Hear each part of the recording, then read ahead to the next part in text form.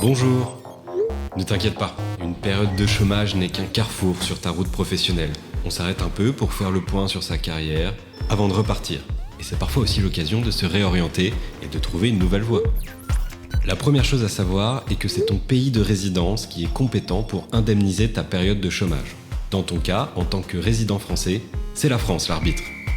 Les règles françaises seront donc appliquées pour savoir si tu as le droit à une indemnisation chômage. En cas de démission, par exemple, tu n'as pas accès aux allocations chômage. Il y a bien évidemment des exceptions à cette règle. Pour des démissions dites légitimes, comme une mutation professionnelle d'un conjoint. Et pour une démission classique, il te faudra attendre 121 jours avant que ton dossier ne soit réétudié. Et attention, les ruptures de contrat d'un commun accord avec l'employeur sont assimilées à des démissions pour les frontaliers. La rupture conventionnelle française fait l'objet d'une procédure très spécifique qui ne s'applique pas aux travailleurs exerçant en dehors des frontières françaises. Dans ce cas, la rupture de contrat n'est pas de ta volonté, et c'est bien ce principe qui te permet d'avoir droit aux allocations d'aide au retour à l'emploi.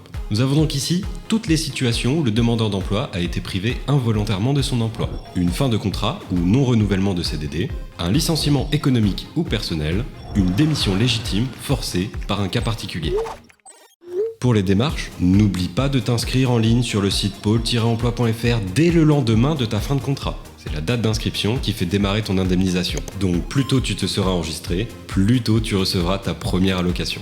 Ah oui, dernier point important, tu devras obtenir un formulaire U1 auprès de l'institution de chômage de ton pays de travail afin de faire valoir en France tes droits acquis à l'étranger. Pour en savoir plus, Frontalier Grand Est met à disposition un guide complet entièrement dédié à ce sujet. Tu y retrouveras toutes les informations sur ta situation spécifique et les cas des résidents belges, luxembourgeois et allemands sont aussi détaillés.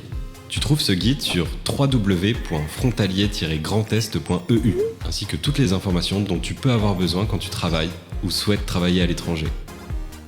Si vous aussi avez des questions sur le travail transfrontalier, vous trouverez les réponses sur notre site.